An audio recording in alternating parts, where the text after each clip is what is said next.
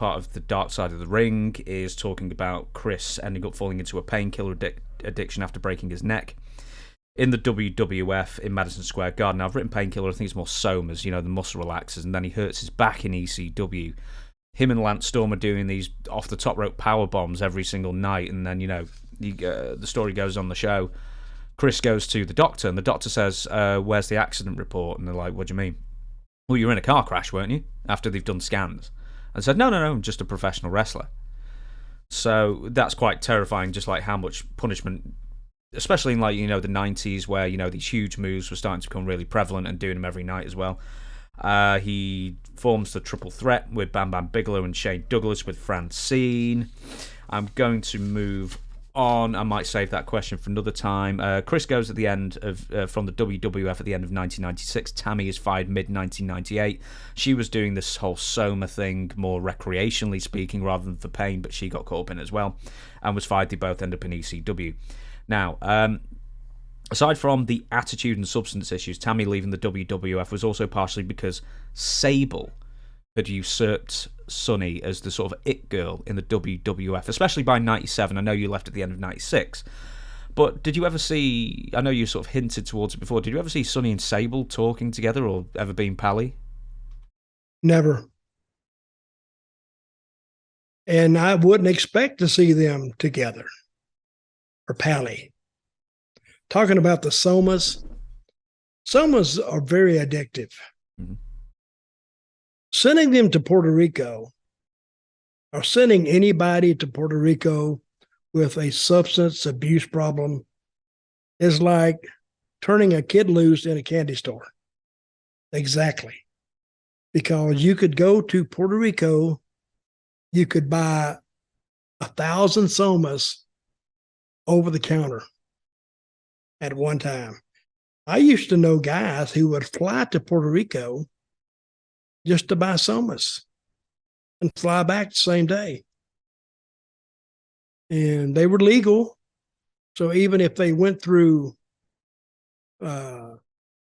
baggage claim, baggage check, security, they're legal, so they couldn't do anything about it, and they'd just let it go through.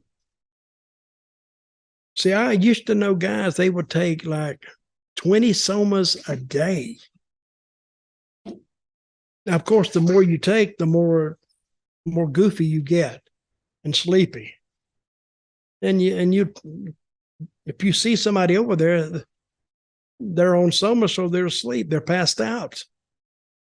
And it wouldn't take but 3 or 4 or 5 of them to get you there. And we need to do an episode one time on Eddie Gilbert. Mm-hmm. He died in Puerto Rico. Mm-hmm.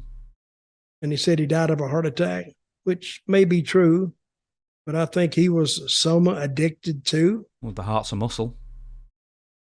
Yes, exactly. It's a muscle relaxer, and the heart is a muscle. And what it will do, it will relax that muscle so much it just quits working. It begins to pump, and it's done. How prevalent was it? I know you said in Puerto Rico especially the prevalent, but like how prevalent were they in Puerto Rico compared to the WWF, let's say? Oh, hell, it was much more prevalent in WWF than it was in Puerto Rico. Really? Because Puerto Rico only worked 4 days a week, 3 days a week. That's all they worked. And see, what happens in WWE, they go on these long flights. Bret Hart is talking about he's taking Somas to fly from Calgary to New York. That's like a 6-hour flight. And he would take them, but he took them for the right reasons. I'm not saying he got addicted on them, but he took them for the right reasons so he could sleep. Because the flight would be leaving in Calgary probably at 3 o'clock in the morning. And it's a 6-hour flight. So he would arrive about 6 in the morning, but not having any sleep. So he would take the Somas to sleep. So, but it was more prevalent in WWE than it was in Puerto Rico. When did Somas sort of fall out of favor in the wrestling business? Do you remember? I don't know. I imagine it was in the 2000s, but was it? Well, when they put it on the banned substances list, I think it fell out of favor then. Did you notice any much use in TNA or? Nah, guy, I don't. Well, there was some guys that took them in TNA. Kurt Angle took them. Kurt Angle told me one time he used to take 7, 8, 9 before he got out of bed. I went, what? Or maybe that was Vicodin or something. I can't. Maybe it was Vicodin. He could probably do that. But if he took 7 or 8, I got this confused. He took 7 or 8 Somas, he wouldn't be getting out of bed. He'd just go right back in there. It would knock him out.